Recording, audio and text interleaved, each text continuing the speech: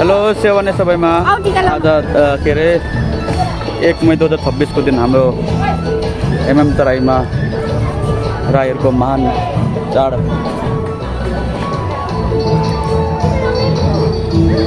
साकेला गौली पूजा हुँदैछ।